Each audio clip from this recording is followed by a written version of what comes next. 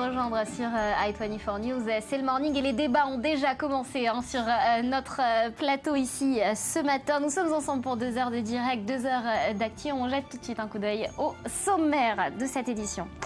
L'État islamique affirme avoir capturé un espion israélien du Mossad. Qu'en est-il? Qui est-il? Comment aurait-il été embrigadé dans les rues de Jérusalem-Est? On écoutera son père dans cette édition et on reviendra sur le profil de ce jeune de 19 ans entre les mains de Daesh. Carton rouge pour Hanin Zohabi, la députée arabe israélienne particulièrement controversée et disqualifiée. Elle ne pourra concourir à la 20e Knesset. Est-ce une bonne décision pour la démocratie israélienne, pour la sécurité du pays aussi? On pose la question à nos invités. Et puis dans un tout autre registre, demain c'est la Saint-Valentin et force est de constater que décidément la fête des amoureux est tout sauf romantique. Betsabé Salem viendra remettre de l'ordre dans cette célébration plutôt commerciale et elle nous donnera peut-être quelques trucs pour que la Saint-Valentin dure toute l'année.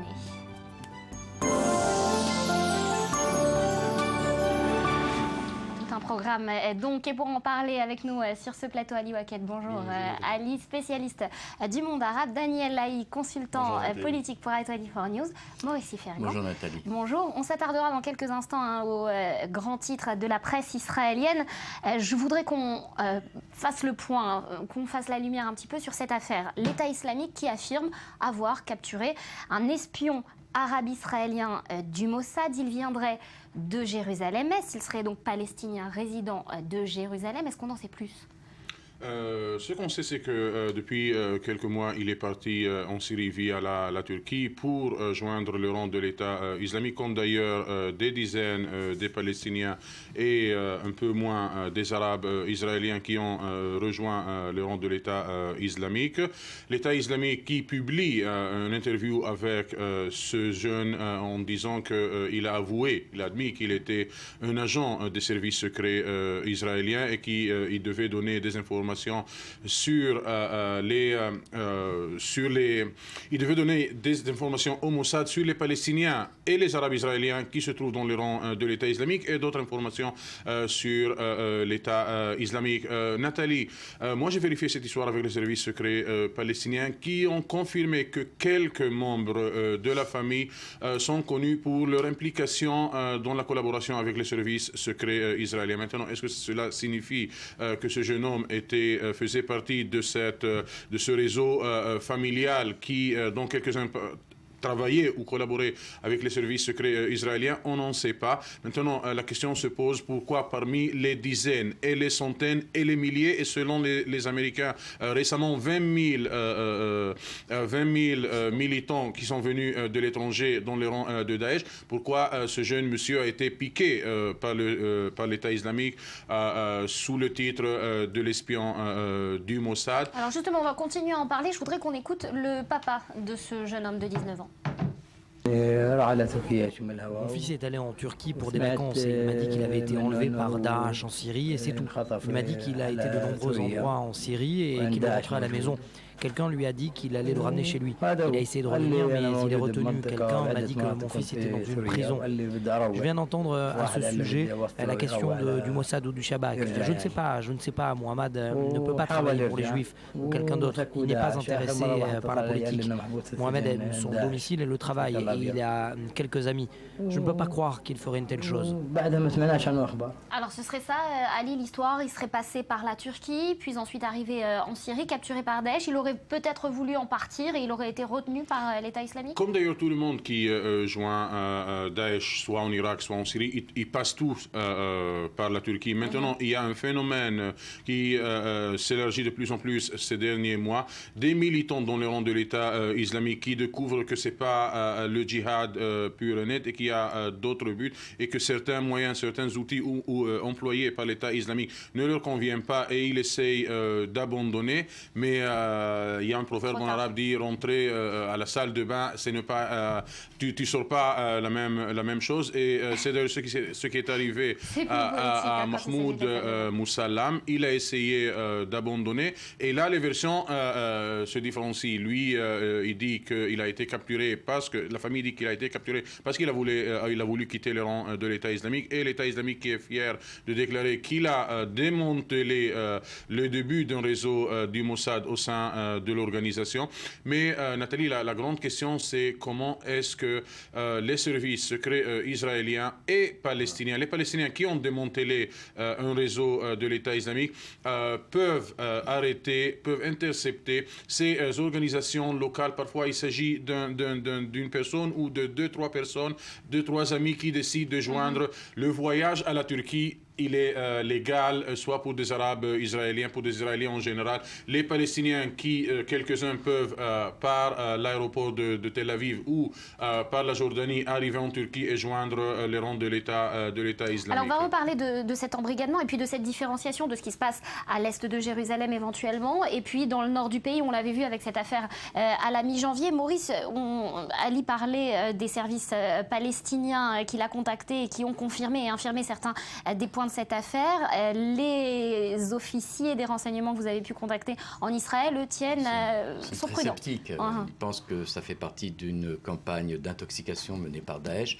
pour impliquer Israël. C'est la première fois que Israël et le Mossad sont officiellement impliqués par Daesh dans des activités. Donc, aucun ancien des services de renseignement n'a voulu confirmer ni même donner un commentaire sur cette affaire qu'il juge totalement incroyable et un peu fabriqué. Voilà, la frontière est mince. Allez, on va rester avec vous, Maurice. On passe à la revue de presse du Moyen-Orient. On va commencer avec le journal à grand tirage israélien, le Yediot Ahronot, avec un coup de tonnerre de plus finalement dans le prix Israël de littérature. David Grossman qui le refuse. Oui, alors on parle de toute autre chose. C'est une affaire qui défraie la chronique en Israël.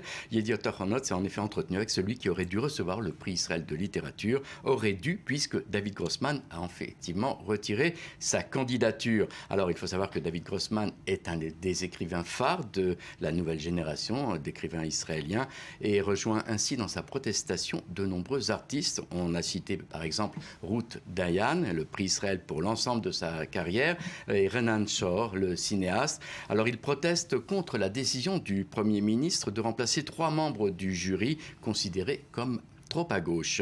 Je demande d'abandonner toute considération politique dans l'attribution de ce prix, avait expliqué le Premier ministre pour justifier sa décision. Alors, il faut savoir que le prix d'Israël, c'est un peu comme les palmes académiques. Il faut signaler que quelques intellectuels, quelques journalistes dans le monde arabe couvre avec intérêt ce qui se passe. Il signale qu'il y a des limites à la liberté de presse en Israël. Il y a un contrôle de plus en plus serré de la part du gouvernement Netanyahou sur les médias en Israël. Et ce qui se passe dans le prix Israël en littérature et ailleurs, cela... certainement pas autant que dans les pays arabes. Non, tout à fait. Mais cela signifie... d'après certains journalistes arabes, un revers dans la démocratie israélienne. Alors ça parle aussi, ça montre aussi ce brouhaha finalement. Et l'OECD d'ailleurs a admis qu'Israël n'est pas parmi les premiers États dans la liberté de presse. Daniel ? Je pense qu'il faut d'abord essayer d'expliquer ce qui se passe. Depuis la démission, le limogeage de Shai Piron, le ministre de l'Éducation nationale, c'est en fait Binyamin Netanyahou qui est ministre de tutelle de l'Éducation nationale. Ça lui est jamais arrivé. Voilà, alors ça lui est jamais arrivé. Or, le prix d'Israël, c'est un prix qui dépend du ministère de l'Éducation nationale.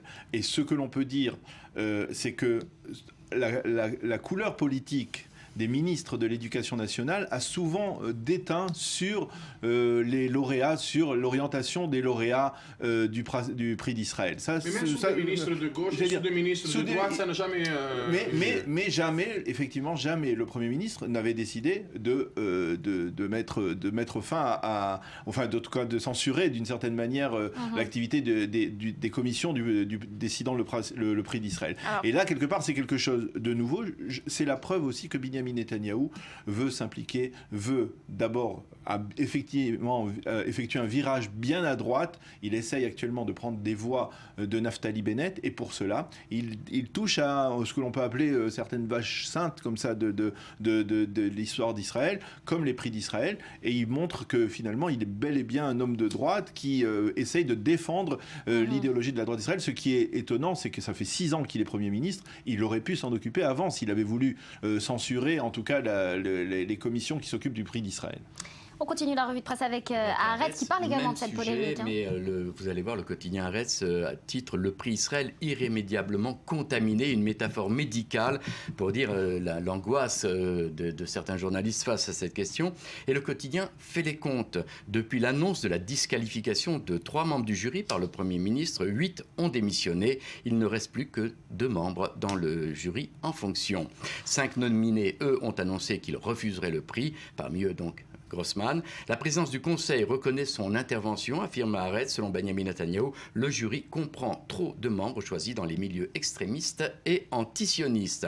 Alors, le quotidien constate que le Premier ministre se trompe de problème. Il a peut-être raison, il y a un problème, prix Israël, mais il se trompe. La question n'est pas politique, selon le quotidien, mais elle est sociale. Ainsi, au cours des 15 dernières années, la quasi-majorité des récipiendaires sont des hommes juifs et ashkénazes. 620 récipiendaires, 90 femmes et 5 non-juifs. Vous voyez que si vous êtes une femme arabe, vous n'avez pratiquement aucune chance de recevoir le prix Israël. Ben voilà, il y a un besoin de changement. On en parlera peut-être à certaines femmes qui sont présentes dans notre rédaction. Allez, diplomatie à présent avec le Israël Hayom qui se demande finalement si Obama n'a pas quelque chose à cacher au sujet de l'Iran. C'est pas Israël Hayom qui se demande, c'est un ex-sénateur américain du Minnesota qui pose la question. Alors Israël Hayom, vous voyez, ne se déprend pas de la polémique provoquée par l'invitation faite à Netanyahou de s'exprimer sur l'Iran devant le Congrès des États-Unis. Aujourd'hui, le journal donne donc la parole à Norm Coleman, l'ex-sénateur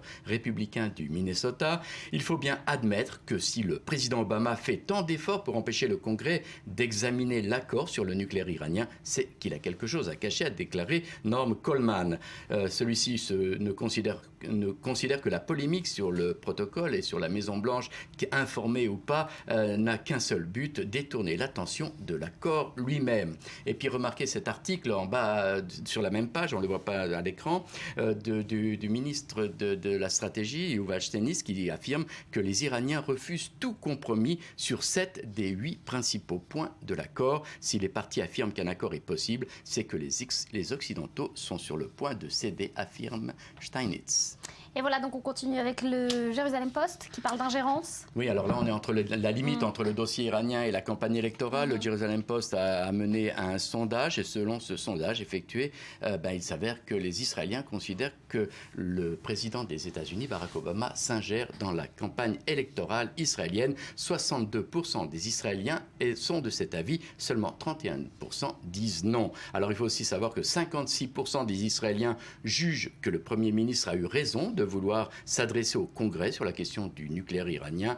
Mais après la polémique, les opinions sont partagées. 41% des Israéliens considèrent que Netanyahou doit maintenir son discours devant le Congrès, 36% qu'il ne doit pas aller à Washington et 17% qu'il doit y aller, mais il doit s'exprimer que devant l'EPAC, le lobby juif aux États-Unis. Et puis un résultat de ce sondage, 62% des Israéliens pensent que Netanyahou devrait accepter un débat face à Yitzhak Herzog.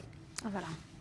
Maariv qui pose ce matin des questions de fond et qui se questionne finalement sur le rôle du président de l'État d'Israël dans ces élections. Oui, parce qu'il y a un large débat autour de cette question. Tout le monde se demande qui sera chargé de former le prochain gouvernement après les élections. Alors, Benjamin Netanyahou va créer la polémique en prenant une parabole, celle de 2 bouteilles d'eau. Benjamin Netanyahou expliquait cette semaine que c'était la bouteille la plus remplie qui serait choisie, pas une bouteille consignée, une bouteille en plastique et pleine d'eau. Entendez, selon le Premier ministre, voter pour le Likoud afin que le président de l'État me confie la constitution du prochain gouvernement. Une parabole qui n'a pas plu du tout au principal allié de Netanyahou, Naftali Bennett.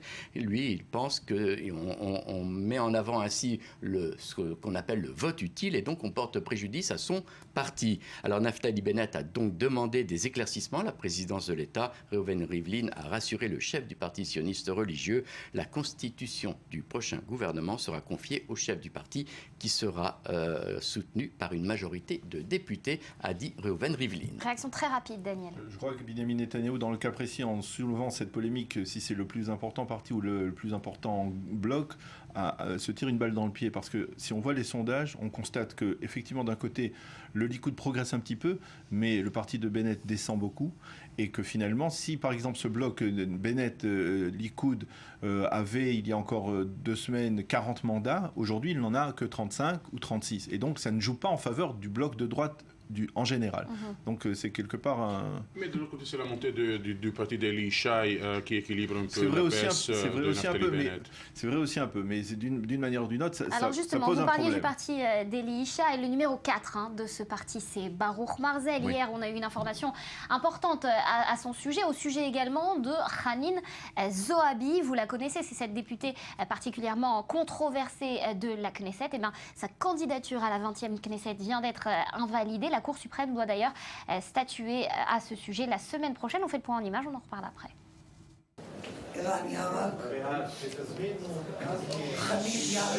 27 pour, 6 contre, les membres de la commission électorale centrale ont tranché.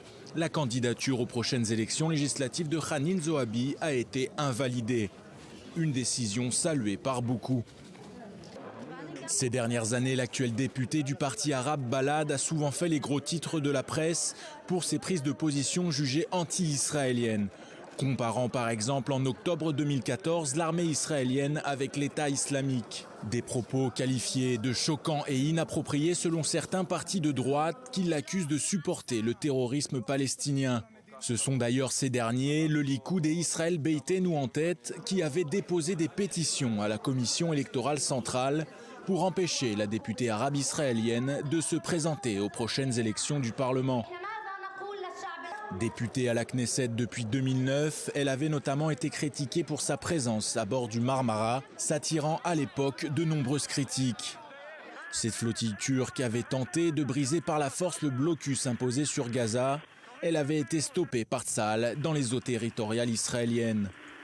En 2014, juste avant le lancement de l'opération Bordure Protectrice, elle avait tenté au micro d'I24 News de justifier le kidnapping des 3 adolescents israéliens. Pour nous, tout ce qui est fait du côté palestinien est légitime dans le but d'obtenir l'indépendance face à Israël. C'est un combat légitime pour une libération nationale d'un peuple. Pour nous, l'unique responsable de cet enlèvement est le gouvernement israélien et sa politique. Le Hamas est un mouvement légitime et le peuple palestinien ne laissera pas Israël décider pour lui. Il est temps que les Israéliens comprennent que la politique israélienne est celle qui crée le terrorisme dans la région. Des propos qui lui avaient valu d'être suspendu pendant 6 mois de ses fonctions.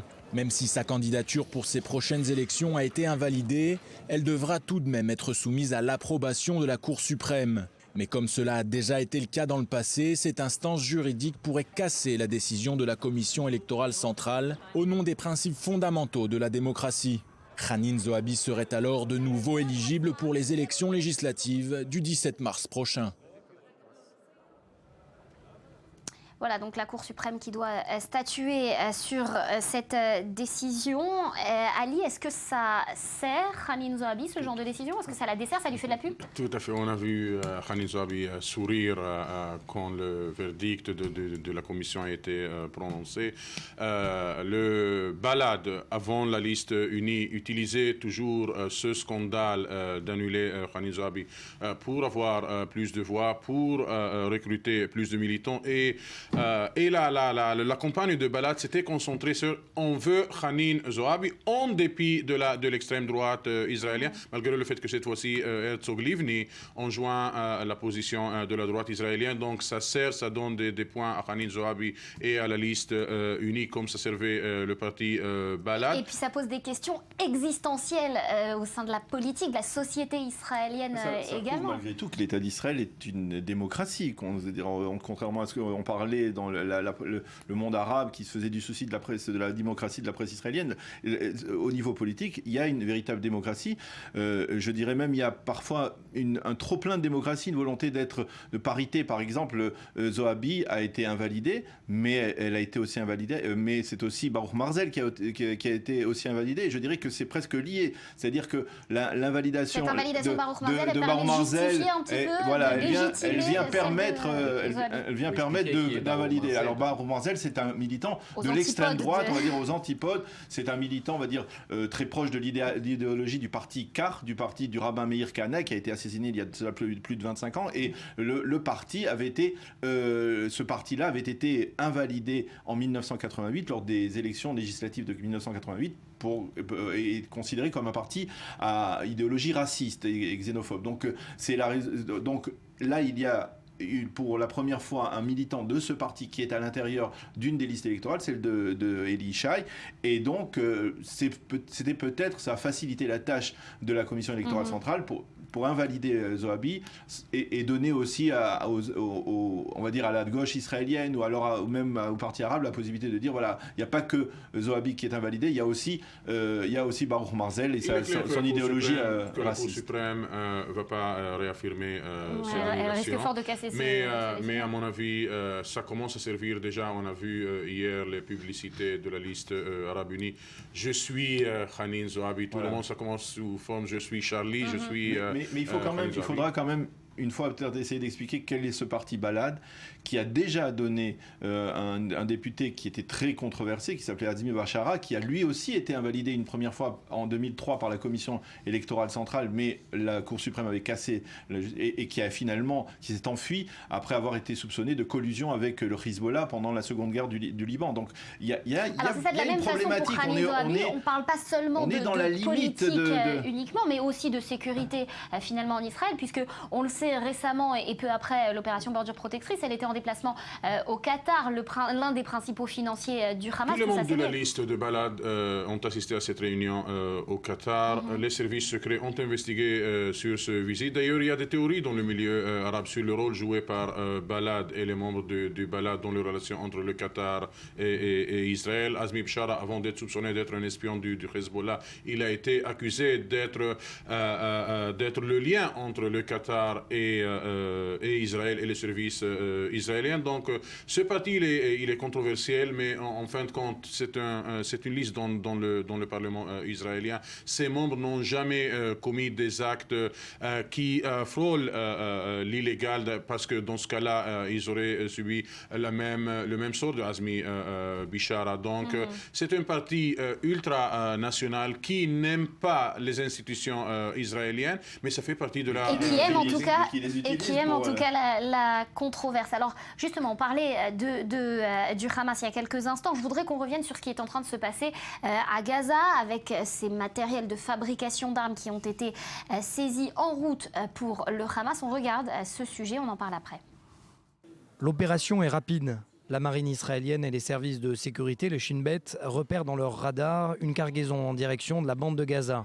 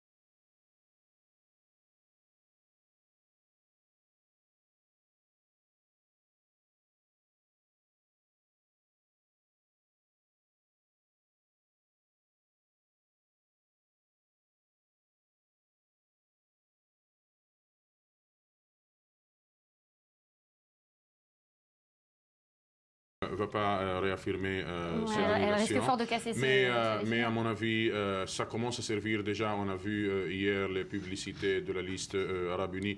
Je suis Hanin Zoabi. Tout le monde, ça commence sous forme je suis Charlie, je suis. Mais il faudra quand même une fois peut-être essayer d'expliquer quel est ce parti Balad qui a déjà donné un député qui était très controversé, qui s'appelait Azmi Bachara, qui a lui aussi été invalidé une première fois en 2003 par la commission électorale centrale, mais la Cour suprême avait cassé et qui s'est enfui après avoir été soupçonné de collusion avec le Hezbollah pendant la seconde guerre du Liban. Donc il y a une problématique. On ne parle pas seulement de politique uniquement, mais aussi de sécurité finalement en Israël, puisque on le sait récemment et peu après l'opération Bordure Protectrice, elle était en déplacement au Qatar, l'un des principaux financiers du Hamas. Tous les membres de la liste de Balad ont assisté à cette réunion au Qatar. Les services secrets ont investigué sur ce visite. D'ailleurs, il y a des théories dans le milieu arabe sur le rôle joué par Balad et les membres du Balad dans les relations entre le Qatar et Israël. Azmi Bachara, avant d'être soupçonné d'être un espion du Hezbollah, il a été accusé d'être le lien entre le Qatar et Israël et les services israéliens. Donc ce parti il est controversiel, mais en fin de compte c'est une liste dans le Parlement israélien. Ses membres n'ont jamais commis des actes qui frôlent l'illégal, parce que dans ce cas-là ils auraient subi le même sort de Azmi Bachara. Donc c'est un parti ultranational qui n'aime pas les institutions israéliennes, mais ça fait partie de la... Et qui aime en tout cas la controverse. Alors justement, on parlait du Hamas il y a quelques instants. Je voudrais qu'on revienne sur ce qui est en train de se passer à Gaza, avec ces matériels de fabrication d'armes qui ont été saisis en route pour le Hamas. On regarde ce sujet, on en parle après. L'opération est rapide. La marine israélienne et les services de sécurité, le Shin Bet, repèrent dans leur radar une cargaison en direction de la bande de Gaza. Les commandos israéliens prennent alors en chasse le bateau qui cherche à fuir, comme l'indique le soldat sur la transmission radio. Quelques secondes plus tard, une vedette de la marine israélienne tente une approche. La cargaison palestinienne de 40 fûts de 5 litres chacun est alors interceptée sans montrer aucun signe d'opposition. On les voit ici lever les bras en l'air, les trois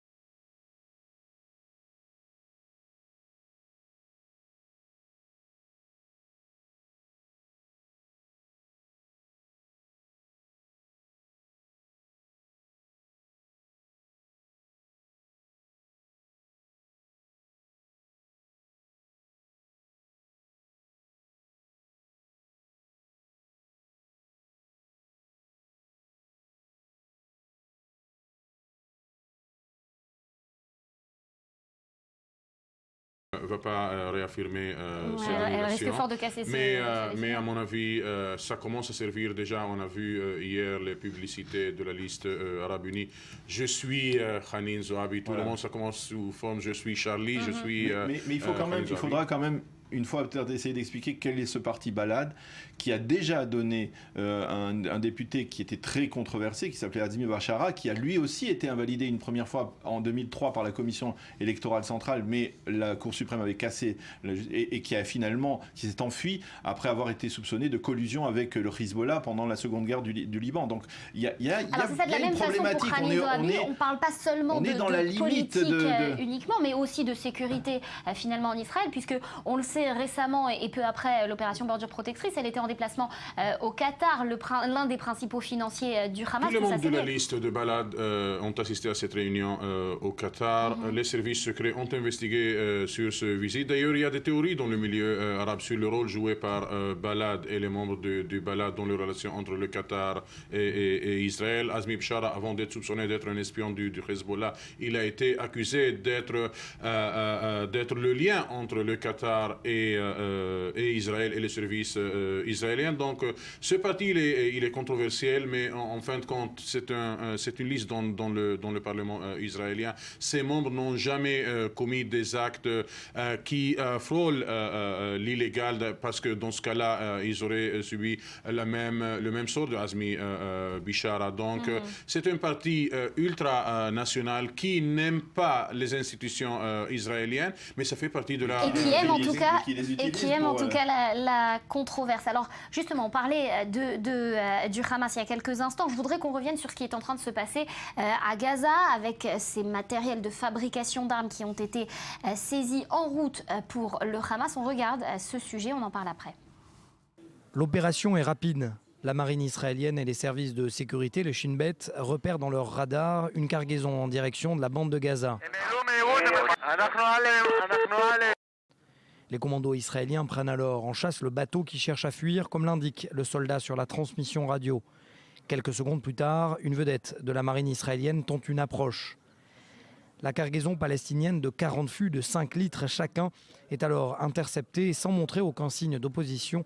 On les voit ici lever les bras en l'air. Les 3 passagers sont arrêtés.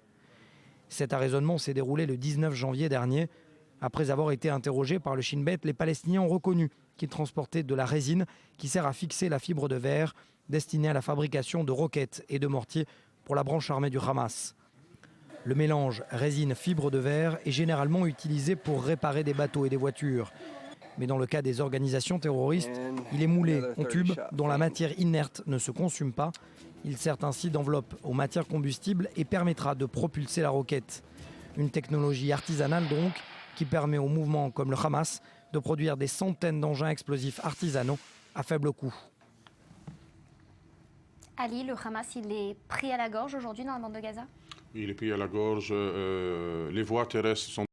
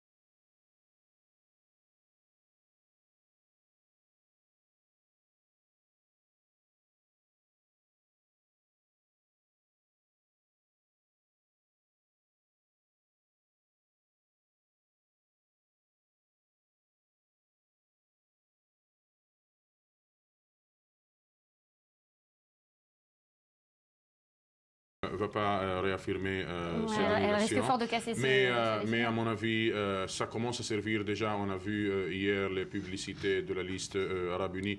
Je suis Hanin Zoabi. Tout le monde, ça commence sous forme je suis Charlie, je suis. Mais il faudra quand même une fois peut-être essayer d'expliquer quel est ce parti Balad qui a déjà donné un député qui était très controversé, qui s'appelait Azmi Bachara, qui a lui aussi été invalidé une première fois en 2003 par la commission électorale centrale, mais la Cour suprême avait cassé et qui s'est enfui après avoir été soupçonné de collusion avec le Hezbollah pendant la seconde guerre du Liban. Donc il y a une problématique. On ne parle pas seulement de politique uniquement, mais aussi de sécurité finalement en Israël, puisque on le sait récemment et peu après l'opération Bordure Protectrice, elle était en déplacement au Qatar, l'un des principaux financiers du Hamas. Tous les membres de la liste de Balad ont assisté à cette réunion au Qatar. Les services secrets ont investigué sur ce visite. D'ailleurs, il y a des théories dans le milieu arabe sur le rôle joué par Balad et les membres du Balad dans les relations entre le Qatar et Israël. Azmi Bachara, avant d'être soupçonné d'être un espion du Hezbollah, il a été accusé d'être le lien entre le Qatar et Israël et les services israéliens. Donc ce parti il est controversiel, mais en fin de compte c'est une liste dans le Parlement israélien. Ses membres n'ont jamais commis des actes qui frôlent l'illégal, parce que dans ce cas-là ils auraient subi le même sort de Azmi Bachara. Donc c'est un parti ultra-national qui n'aime pas les institutions israéliennes, mais ça fait partie de la... Et qui aime en tout cas la controverse. Alors justement, on parlait du Hamas il y a quelques instants. Je voudrais qu'on revienne sur ce qui est en train de se passer à Gaza, avec ces matériels de fabrication d'armes qui ont été saisis en route pour le Hamas. On regarde ce sujet, on en parle après. L'opération est rapide. La marine israélienne et les services de sécurité, le Shin Bet, repèrent dans leur radar une cargaison en direction de la bande de Gaza. Les commandos israéliens prennent alors en chasse le bateau qui cherche à fuir, comme l'indique le soldat sur la transmission radio. Quelques secondes plus tard, une vedette de la marine israélienne tente une approche. La cargaison palestinienne de 40 fûts de 5 litres chacun est alors interceptée sans montrer aucun signe d'opposition. On les voit ici lever les bras en l'air. Les 3 passagers sont arrêtés. Cet arraisonnement s'est déroulé le 19 janvier dernier. Après avoir été interrogés par le Shin Bet, les Palestiniens ont reconnu qu'ils transportaient de la résine qui sert à fixer la fibre de verre destinée à la fabrication de roquettes et de mortiers pour la branche armée du Hamas. Le mélange résine-fibre de verre est généralement utilisé pour réparer des bateaux et des voitures. Mais dans le cas des organisations terroristes, il est moulé en tube dont la matière inerte ne se consume pas. Il sert ainsi d'enveloppe aux matières combustibles et permettra de propulser la roquette. Une technologie artisanale donc, qui permet aux mouvements comme le Hamas de produire des centaines d'engins explosifs artisanaux à faible coût. Ali, le Hamas, il est pris à la gorge aujourd'hui dans la bande de Gaza ? Il est pris à la gorge. Les voies terrestres sont de plus en plus impossibles pour le Hamas suite à la campagne menée par l'armée israélienne, et les voies maritimes restent peut-être les voies exclusives pour tenter de faire entrer des armes ou des parties de l'arsenal militaire du Hamas. Et on a discuté avant cette émission, Daniel, il y a de temps en temps quelques réussites pour le Hamas qui réussissent de faire rentrer des armes par la mer. C'est beaucoup plus compliqué que par le Sinaï. Alors voilà, justement, il est bloqué à sa frontière égyptienne. Est-ce que c'est la raison pour laquelle il enverrait certains de ses membres de l'aile militaire du Hamas vers Beyrouth pour se rapprocher du Hezbollah ? On sait que l'armement du Hamas émanait essentiellement du budget versé par l'Iran pour le Hamas, un budget qui arrivait à 200 millions de dollars pour le mouvement, pour le gouvernement et pour la branche militaire du mouvement. L'Iran qui a coupé une bonne partie de cette aide au